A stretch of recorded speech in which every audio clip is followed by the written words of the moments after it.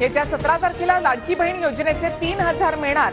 लाडकी बहीण योजनेबाबत अजित पवार यांची मोठी घोषणा।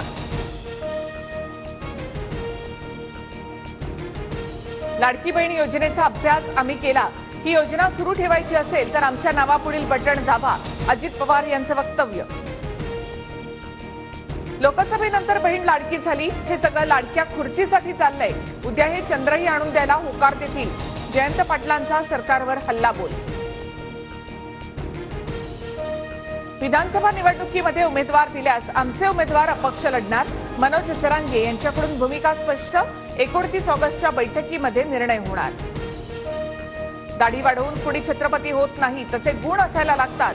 भाजप नेते नारायण राणेंची मनोज जरांगे यांच्यावर खोचक टीका।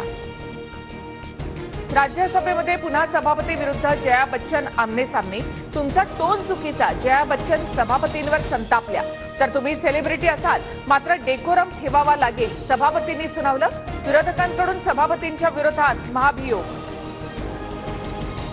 महाविकास आघाडीमध्ये मुख्यमंत्रीपदाच्या चेहऱ्यावरून घमासान। ठाकरे गट आणि काँग्रेसमध्ये मतभेद। पृथ्वीराज चव्हाण आणि संजय राऊतांची वेगवेगळी मतं।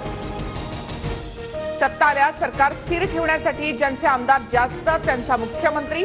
महाविकास आघाडीच्या मुख्यमंत्रीपदाच्या चेहऱ्यावर पृथ्वीराज चव्हाणांचं वक्तव्य। महाविकास आघाडीमध्ये मुख्यमंत्रीपदाचा चेहरा कोण हे भविष्यात कळेल। सत्ताधारी असो किंवा विरोधक, राज्याला एक चेहरा नेहमी द्यावा लागतो। पृथ्वीराज चव्हाण यांचं याबाबत एक मत असू शकतं। राऊतांची प्रतिक्रिया। महाविकास आघाडीमध्ये मुख्यमंत्रीपदाच्या चेहऱ्यावरून मतभेद। भाजप नेते प्रवीण दरेकरांसह भातखळकरांचा महाविकास आघाडीवर निशाणा। मुख्यमंत्रीपदासाठी आधी महायुतीने चेहरा द्यावा, मग आम्हाला विचारा। जयंत पाटलांनी मुख्यमंत्रीपदाच्या चेहऱ्यावर बोलणं टाळलं। राज्यात पुढचं सरकार महाविकास आघाडीचे येणार। विधानसभेला महाविकास आघाडीमध्ये 170हून अधिक जागा जिंकणार। जयंत पाटलांकडून विश्वास व्यक्त। महाविकास आघाडीचा विधानसभा निवडणूक प्रचाराचा प्लॅन ठरला। उद्यापासून काँग्रेस नेत्यांचा मराठवाडा विदर्भ दौरा, तर 16 ऑगस्टला महाविकास आघाडीच्या प्रमुख पदाधिकाऱ्यांचा मुंबईमध्ये मेळावा।